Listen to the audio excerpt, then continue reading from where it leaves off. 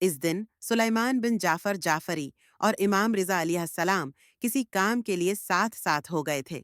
سارا دن کام کرتے کرتے آفتاب غروب ہو گیا تو سلیمان بن جعفر نے گھر واپس لوٹنا چاہا۔ علی ابن موسی رضا نے ان سے کہا، اے جعفر، آج کی رات تم میرے ہی یہاں رک جاؤ۔ جعفر نے حکم امام کی اطاعت کی اور امام کے ساتھ ان کے گھر تشریف لے گئے۔ گھر پہنچ کر امام نے دیکھا کہ کبھی غلام گل کاری میں مشغول ہیں۔ اسی اثنا میں امام کی نظر ایک اجنبی آدمی پر پڑی جو تمام دوسرے لوگوں کے ساتھ کام میں مصروف تھا۔ امام نے پوچھا، یہ کون ہے؟ غلاموں نے جواب دیتے ہوئے کہا، اس آدمی کو ہم لوگوں نے آج مزدوری پر لگا لیا ہے تاکہ سارا کام جلد ختم ہو جائے۔ وہ تم لوگوں نے بہت اچھا کیا۔ اب یہ تو بتاؤ کہ اس شخص کی کیا مزدوری معین کی ہے؟ اس کو ہم لوگ کام ختم ہو جانے کے بعد اس کی خوشی کے مطابق کچھ دے دیں گے۔ یہ سن کر امام کے چہرے پر ناراضگی اور غصہ کے آثار نمودار ہو گئے۔ انہوں نے انتہائی غضبناک انداز میں غلاموں کی طرف دیکھا۔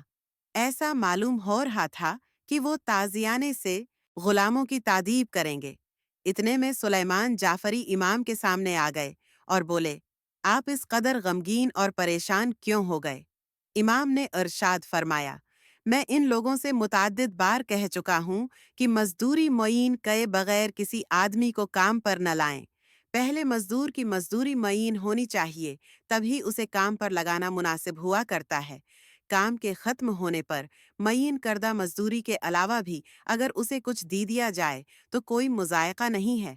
اگر معین شدہ مزدوری سے اسے کچھ زیادہ ملے گا تو وہ آپ کا ممنون اور شکر گزار بھی ہوگا اور بڑی خوشی کے ساتھ آپ کے گھر سے رخصت ہوگا۔ تمہارے اور اس مزدور کے درمیان تعلقات استوار ہو جائیں گے اور آئندہ جب کبھی ضرورت ہوگی وہ تمہارے کام کے لیے فوراً آ جائے گا۔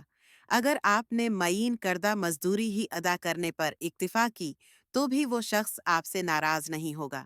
لیکن اگر مزدوری طے بغیر آپ نے کسی شخص کو کام پر لگا دیا ہے تو کام ختم ہو جانے کے بعد آپ اسے چاہے جتنی زیادہ مزدوری دیں، پھر بھی وہ یہ خیال نہیں کرے گا کہ آپ نے اس کے ساتھ محبت کا سلوک کیا ہے، بلکہ وہ یہ سوچے گا کہ اسے مزدوری کچھ کم ملی ہے۔